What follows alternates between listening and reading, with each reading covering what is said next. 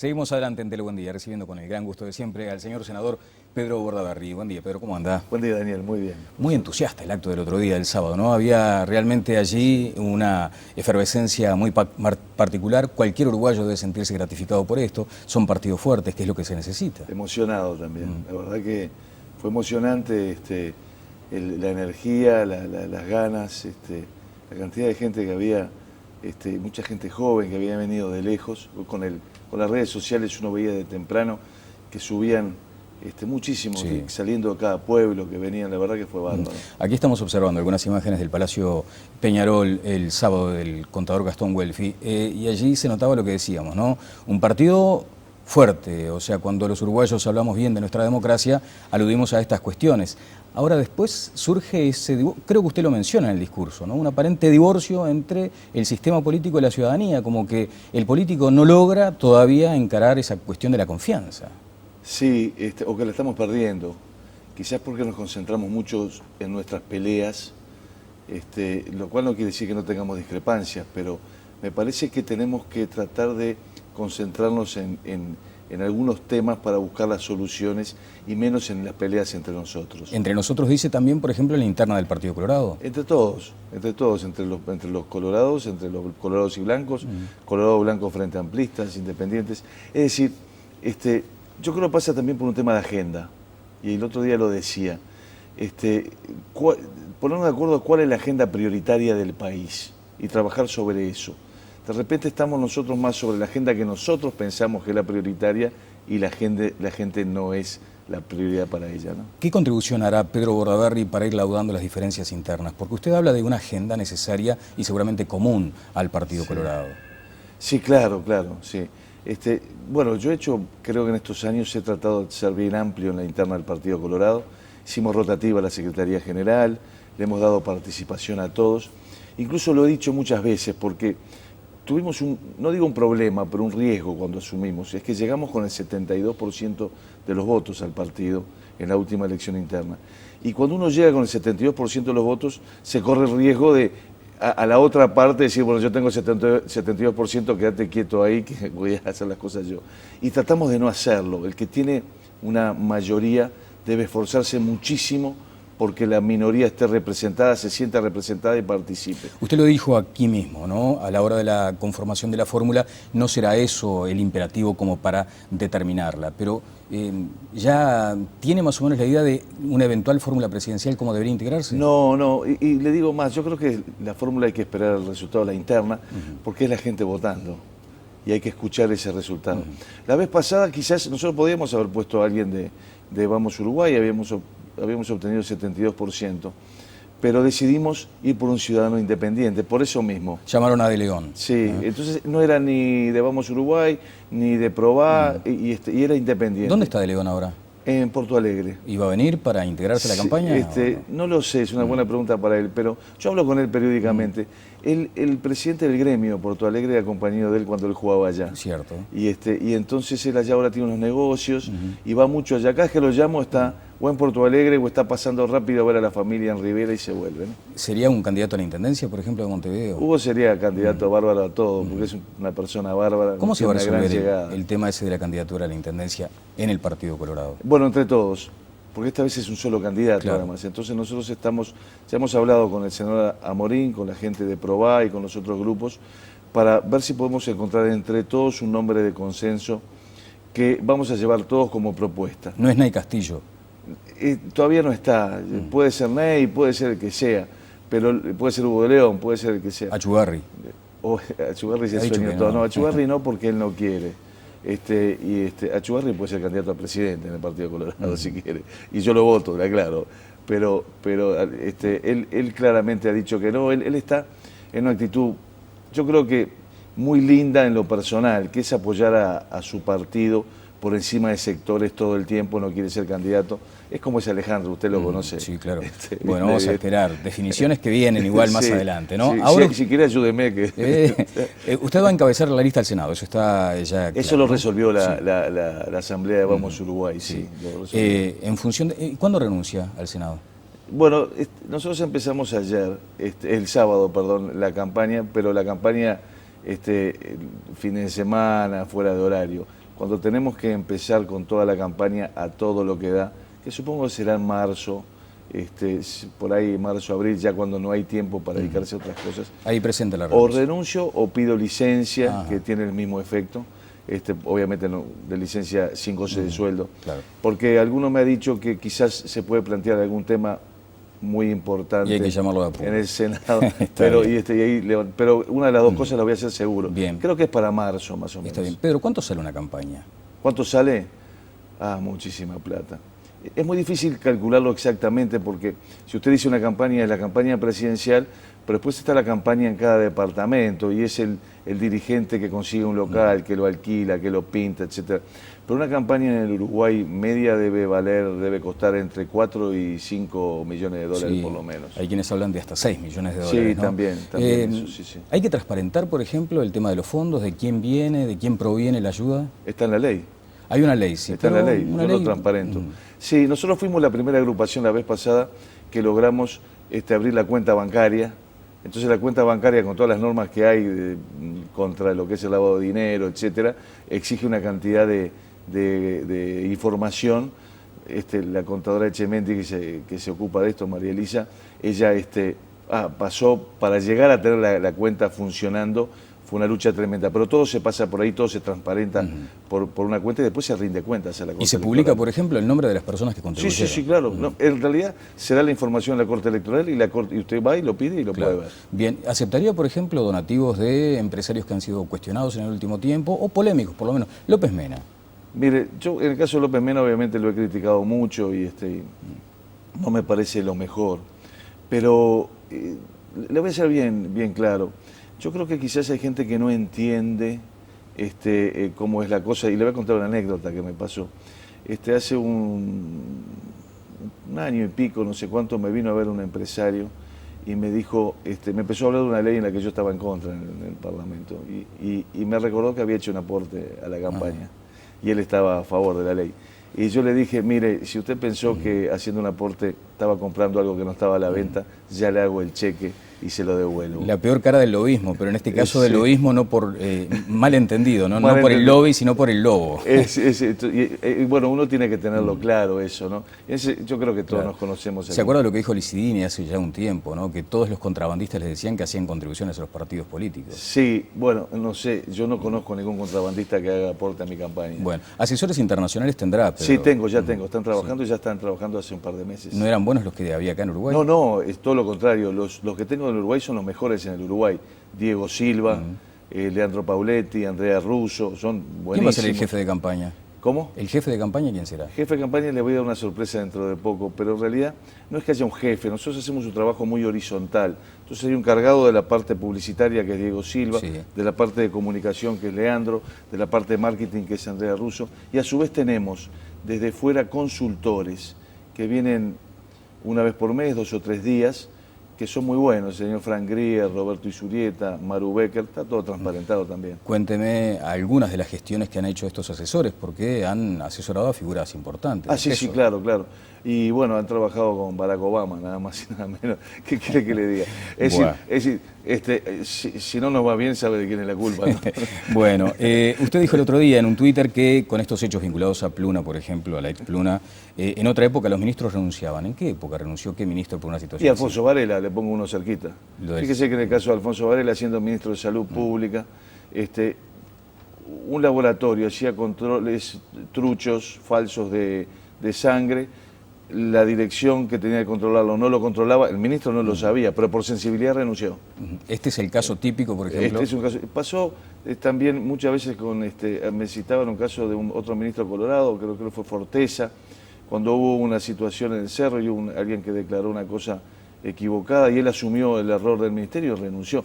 Esto es haberle causado perjuicios al Estado de 300 millones de dólares. Es como que usted a este canal le causa un perjuicio de millones de dólares, lo menos que hace va a ver a la dirección y le dice, mire, yo le hice un daño, acá está mi renuncia, mi cargo a disposición. Pero es más que nada una señal, ¿no? Porque a los efectos, digamos, luego de la renuncia todo sigue igual, en principio. No, yo creo que hay que hacerlo, me parece a mí.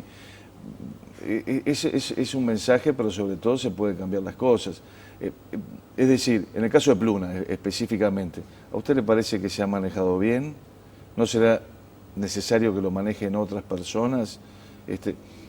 Yo creo que han tenido muchas oportunidades, tanto el ministro Lorenzo como el ministro Pintado, y además le avisamos, Daniel, le avisamos muchas veces. Usted se acordará cuando fueron al Parlamento, le dijimos muchas veces, esto es inconstitucional, esto es ilegal, pasa por arriba de la ley, esta no es la salida, esto no va a funcionar. Están las actas, las versiones taquigráficas. El senador Moreira se los ha dicho hasta el cansancio, este no es el camino. Y bueno, se insistieron y le causaron a todos los uruguayos un perjuicio muy grande, ¿no? Van a respaldar el llamado a la interpelación que propondrá hoy Carlos Moreira en el Partido Nacional. Sí, y obviamente respetando que él es el que tiene que hacerlo porque es el que ha seguido el tema y no es del Partido Colorado, es del Partido Nacional, y creo que lo ha llevado muy bien. Usted hizo hace un tiempo una interpelación al ministro de Economía y entendió que la interpelación era propositiva, o sea que era algo que pretendía contribuir. Y luego el ministro, según usted, aplicó algunas medidas que quedaron planteadas en aquella instancia. Si hubiera renunciado Lorenzo, de pronto no lo hacía. Pero de repente venía otro que lo hacía mejor, ¿no le parece? Claro. Ese es su razonamiento. Ese razonamiento. Puede andar, no puede andar. Es como el director técnico, ¿no? No anduvo Alonso, con Calves anda más o menos. Pero de repente, si cuando se cambia, anda mejor. Y yo creo que cuando no se dan los resultados, en este caso el resultado de Pluna, es bueno cambiarlo. ¿Sí? Bueno, Pedro, dígame, respecto a la seguridad, que es otro de los temas que usted mencionó en el discurso, toma distancia de ese concepto de la mano dura. Usted dice mano justa. Yo hablo inteligencia. A ver. Digo que sobre todo hay que ser muy inteligente. No es mano blanda o mano dura, porque aparte son conceptos, sino hay que tener la inteligencia, la firmeza. ¿Qué me decía? ¿Concepto que vacío, hueco? No, es mano dura que es, bueno, voy a ser duro. Me parece que hay que ser inteligente, sobre todo eso, bien inteligente en el manejo de esta situación de inseguridad, que es muy compleja, creo que de los temas más complejos que hoy hay en el Uruguay. ¿No posee inteligencia el actual ministro para manejar esto? No, yo creo que el ministro no posee un plan en serio. Yo creo que el ministro, otro ministro que me parece que no ha hecho una buena gestión, no quiero pasarme criticando, el doctor Vázquez, Tabaré Vázquez, dijo que es un gran ministro y hasta está pensando en dejarlo si él llega a ganar la elección. Ese es otro motivo para tratar de ganar la elección y que no la gane Vázquez. ¿Se imagina lo que serían 5 años más de Bonomi? En esta situación de seguridad sería... ¿Y cómo lee algunas opiniones de sectores de la oposición que dicen que es el mejor ministro del Interior que ha tenido el Frente Amplio? No, yo no estoy de acuerdo. No, yo nunca lo dije. No, estoy diciendo cómo por favor, cómo ve, me diga eso que me sorprendió, ¿no? No, al contrario, ¿cómo observa? Porque se ha dicho de parte de la oposición que ha sido el mejor ministro del Frente Amplio. Sí, eso lo dijo el senador Larrañaga. Y Moreira también. Y Moreira también, yo creo que no. Bueno, también es con quién se compara, ¿no? Se compara con José Díaz y con Tourné. Bonomi dijo en un debate que tuvimos en un canal de cable, que fuimos el doctor Lacalle y yo, y fue Bonomi y Mónica Xavier. Bonomi dijo que el problema de la inseguridad hoy es que en el gobierno de Tabaré Vázquez la seguridad no fue una prioridad. Lo dijo en el momento, lo cual a mí me sorprendió y yo la verdad le dije, nunca había visto un reconocimiento más grande a algo. Él sostiene que en aquel momento habían otras prioridades como la bajada del empleo, como la generación de más posibilidades. No puede ser que, es decir, la seguridad es una prioridad, ¿no? No podemos decir, bueno, porque me estoy ocupando de esto, voy a dejar de ocuparme de esto. Es todo, ¿no? Obviamente, y creo que ahí es un error de ese primer gobierno, dicho por Bonomi sobre la gestión de Tabaré Vázquez. Bueno, usted criticó esa actitud de plantear mano dura, por ejemplo, que ha sostenido, sobre todo en el último tiempo, el senador Larrañaga. También ha hablado de la militarización posible de algunos sectores de la policía. No estoy de acuerdo. No, yo creo que los militares en los cuarteles... No. ¿Pero una configuración militar en la policía? No, porque son dos formaciones distintas. El militar tiene una formación que se le da una orden, va y la cumple, y punto. El policía interactúa en la sociedad, tiene que estar tomando decisiones, sabiendo cómo manejarse. No, es distinto. Lo que se puede hacer es generar más vacantes en el ejército y trasladarlas a la policía, eso sí. Pero no formación militar en la policía, no. ¿El peso específico del ejército hoy es un número desde su punto de vista adecuado? Sabes que lo estamos discutiendo, es muy buena su pregunta, porque a mí me parece que el error es plantearlo desde el punto de vista cuál es el peso específico. Hay que plantearlo a partir del objetivo y la gestión que tiene que cumplir.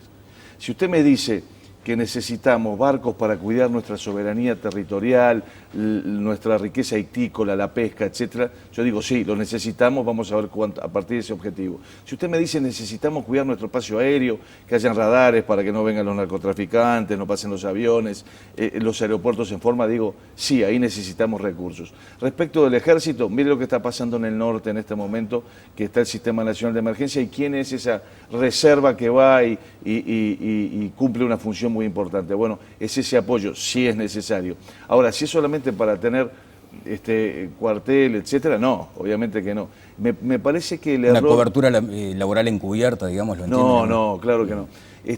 Yo creo que hay que pensar siempre, todo el Estado, no solamente las Fuerzas Armadas, a partir del objetivo a cumplir, ¿Y las misiones ahí de paz se financia. en el exterior? Sí, también, yo creo que es bueno, es bueno. ¿Retirarlos ahora sería un error? No tengo información suficiente, parecería ser que el presidente está manejando alguna información. También me dicen que está habiendo cierta dificultad para conseguir efectivos para enviar. Y obviamente que ante esa dificultad se está planteando un retiro, por lo menos achicarlo. Pero el presidente está manejando alguna información que nosotros no tenemos y que sería bueno que cuando llegue al Parlamento la tengamos todos y ahí le voy a poder contestar. ¿Leyó el último libro de Fernando Amado? Todavía no, todavía no. Por lo general trato de leer libros más así en el verano, cuando tengo más tiempo. Lectura de verano, lo de Amado, digamos. No es lectura de verano, todo lo contrario. Pero yo tengo que leer tanta cosa hoy en día, los informes, las cosas. Ojalá tuviera más tiempo para leer los de Amado y otros libros. Bueno, sancionaron a Castellá, el jefe de la defensa, ¿no? En atención a declaraciones que había realizado al libro. Sobre el tema de los derechos humanos, ¿no le consta ese episodio particular? No tengo conocimiento, diría Guiarino. No estoy atrás de esos temas. Obviamente que cuando uno está en la política... Pero la cuestión militar para un candidato a presidente, ¿no es algo sustantivo? Sí, claro, todos los temas son sustantivos. Todos los temas son sustantivos, y ni que hablar. ¿Y el militar, por ejemplo, qué referencia tiene en su escala de prioridades? Como ya le dije, yo veo el tema militar a partir de la función que tiene que cumplir en una democracia, en un orden jurídico, dentro de la Constitución. Bien claro en eso. Y en ese sentido lo que nosotros nos estamos planteando es cuál es la función, el objetivo que tiene que cumplir el Ministerio de Defensa, la Fuerza Aérea, la Armada, el Ejército, como la que tiene que cumplir la policía, como la que tiene que cumplir la educación, como tiene que cumplir la salud. Y dentro de eso, nosotros hicimos un cambio en nuestra propuesta, Daniel, que es el siguiente. Planteamos todo a partir de un objetivo. Entonces, cuando uno sabe hacia dónde va, es que realmente hace un plan y lo financia y lo hace funcionar. No es una cuestión de decir, bueno, ahora tengo que tener o no tengo que tener esto. ¿Para qué? En el año 1917... hubo una polémica formidable, ese es un libro que le recomiendo, que es la polémica Valle y Ordóñez-Mibeli. Muy buena, fue en las páginas del día. Valle y Ordóñez le daba a Mibeli, que era fue uno de los fundadores del Partido Comunista en el Uruguay, que era socialista al principio, le daba las páginas para que le contestara sobre discusiones que planteaban los dos. Una era si el Uruguay tenía que tener ejército o no. Mibeli decía que no, Valle y Ordóñez decía que sí, y la verdad se lo recomiendo porque es formidable ese tipo de... Y Valle lo planteaba a partir del objetivo, de la función a cumplir, y me parece que eso lo... Está bien, y le mencionaba lo de Castellá, porque él sostiene esa teoría donde aparentemente tienen que morir todos para que se laude este asunto de los derechos humanos. Castellá decía, si alguno sale a declarar, no lo perdona ni la madre. Entonces quería saber desde qué lugar también, como futuro o como candidato a la presidencia, se instala ese debate de decir, a ver, ¿cómo avanzamos en el tema de derechos humanos o investigaciones sobre desapariciones? ¿Usted se acuerda que en el gobierno pasado, no en este, cuando Tabaré Vázquez, entonces presidente, convocó a la Plaza Independencia, un 19 de junio yo fui y nos dimos un abrazo? Yo creo que es a partir de eso, de esa sensibilidad de buscar caminos en los cuales todos los uruguayos nos podamos encontrar. Sobre todo eso. El otro día, en el discurso que di en el Palacio Peñarol, hablé de eso. Dije que se está operando una transición en las generaciones políticas del Uruguay. Está llegando al final una generación de los que tienen 70 y más, Vázquez y compañía, que fue una generación que les tocó los enfrentamientos en el Uruguay y en el mundo, y que pese a eso lograron dejarnos un Uruguay reconstruido democráticamente. Hoy, mi generación, nuestra generación, la que está llegando, las que tenemos alrededor de la generación de los que tenemos alrededor de 50, ¿qué tenemos que hacer? hacer que esos derechos efectivamente se cumplan. En este caso que usted plantea, cumplir con la ley de caducidad, el artículo 4, que obliga a investigar. Pero como tema de Estado. Sí, pero lo dice la ley, claro. lo dice la ley. No hay espacio para no cumplir la ley, que fue ratificada 2 veces por el pueblo, además, en 2 plebiscitos, hay que hacerlo. Allí se dejaba en ese artículo 4, y a usted le consta, porque es además un gran estudioso del asunto, se dejaba demasiada, yo no sé cómo explicarlo, discrecionalidad, si se me permite el término, al presidente de turno. Sí, pero dice que hay que investigar. La discrecionalidad no es en ese artículo, disculpe que... No, al contrario, por favor. La discrecionalidad es para establecer qué asuntos están incluidos dentro de la ley de caducidad o no están incluidos. Pero que desembocan en ese artículo 4. Pero lo que hace el artículo 4 es obliga a investigar. Porque ahí hay una cosa que hablamos esa vez que fuimos a la plaza, ¿no? Que una cosa es la caducidad de la pretensión punitiva y otra cosa distinta es el derecho que tiene todo ser humano, todo ciudadano que perdió un familiar a saber dónde está, qué pasó. Pero sobre todo de vuelta, yo creo que esto es un tema que hay que encararlo así, es muy bueno, pero que no nos tiene que impedir otra cosa, Daniel. Mejorar la educación, mejorar la salud, ocuparnos de la economía, del trabajo, de terminar con la pobreza. Bien. Ocuparnos de darle esa respuesta a esos que sufrieron ni que hablar, aceptar el cambio en paz de la ley de caducidad, de la pretensión punitiva, pero que eso no nos impida crecer hacia adelante, Está bien. Ir con todo en la educación, en la salud, en terminar con la pobreza. Ese es el desafío de mi generación, de nuestra generación, que no vivió como protagonista esos años de enfrentamientos. Ves este dato, alumnos en secundaria de Montevideo, o de secundaria en Montevideo, perdieron 24 días de clase, más o menos, ¿no? 25. Escolares 15 y UTO 16. En el interior el promedio fue bastante menor, de 4. ¿Por qué esta escalada de conflictos con un gobierno que aparentemente tiene una mayor sintonía con los sindicatos debería mejorar con un gobierno suyo? Mire, esos datos son de nuestro observatorio de educación, el observatorio de la Fundación Propuestas hace un seguimiento de la cantidad de días de clase perdidos. Y yo creo que acá hay un enfoque que también nos viene desde siempre a nosotros en cuanto a las relaciones del trabajo. Si usted, y de vuelta le cito a Valle, disculpe que vaya ahí, Valle rechazaba la lucha de clases. Está encarnando el vallismo. No, porque en definitiva es la verdad, no es que encarnándolo, es la verdad. Si quiere que le diga, es la verdad, es lo que estoy convencido. Entonces, al no aceptar la lucha de clases, en realidad uno no ve la relación entre las personas a partir del conflicto, sino a partir del acuerdo. En cambio, si su concepción del mundo y de la sociedad es el conflicto, y a mí me lo dijo me acuerdo un día de un debate con Bonomi mismo, que ellos entienden la realidad a partir del conflicto. Yo les decía, no, es como entender las relaciones internacionales a partir de la guerra.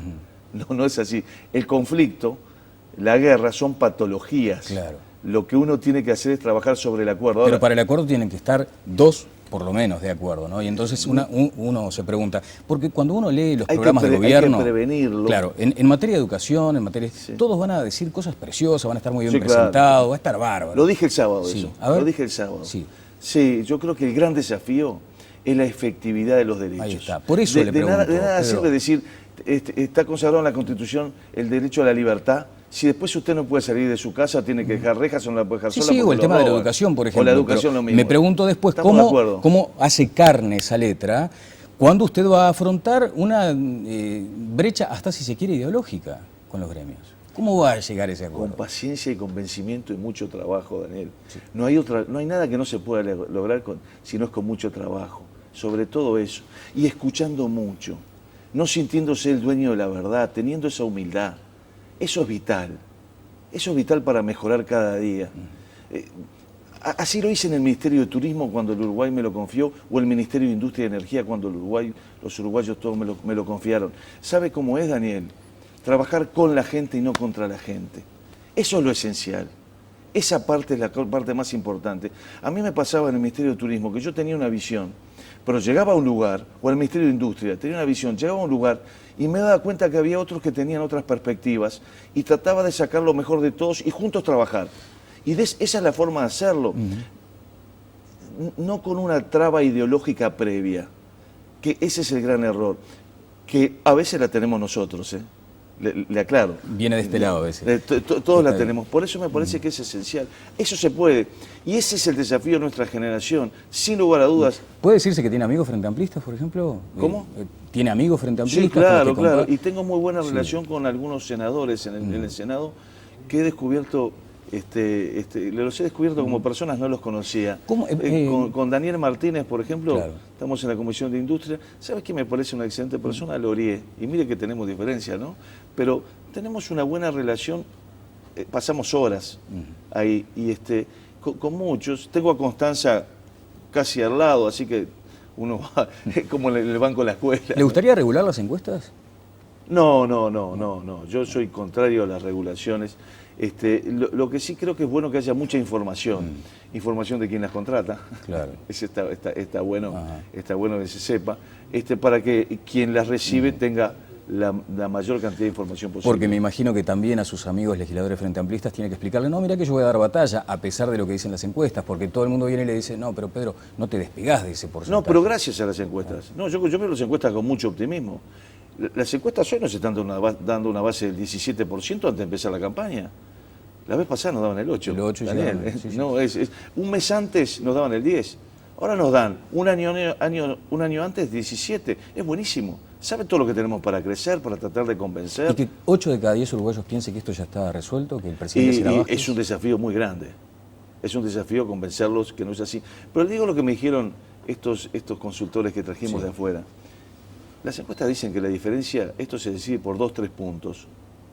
2-3 puntos es la diferencia en un balotaje hoy. ¿Sobre qué base aritmética? A ver, cuénteme. En lo que dicen las encuestas. Sí. Las encuestas dicen que el Partido Colorado y Partido Nacional juntos andan en 41 y el Frente usted está Amplio asumiendo esa... 42. Es lo que dicen. Esa unión. Y lo que en cualquier lugar del mundo, una diferencia de 2-3 puntos en una elección, es una elección abierta. Ellos dicen, miren, nosotros hemos remontado diferencia de 10, 15, 20 puntos en muchos lugares. ¿Se puede? No, se puede. No nos vamos a entregar. Usted está hablando de un bipartidismo en los hechos. No, porque está sumando los votos del Partido Nacional. Estoy hablando que en el balotaje, yo supongo que la amplia mayoría de los ciudadanos nacionalistas van a acompañar a nuestra propuesta, como yo lo hice la vez pasada, que la misma noche de la elección anuncié quién iba a votar. Le reclamaron igual que tenía que tener más calor en ese apoyo. Nunca en la historia del Uruguay, un candidato la misma noche, sin pedir nada, dijo, yo voy a votarlo y recomiendo votarlo. Bien. Se nos terminó el tiempo. Pero digo, ¿no está planteado en los hechos el bipartidismo, Pedro? No, yo creo que no. Y yo creo que no le hace bien al Uruguay. Pero en estas cuestiones tampoco. No le hace bien al Uruguay, Daniel. No le hace bien al Uruguay que un partido tenga mayoría. Y cortito le digo por qué me parece que es así.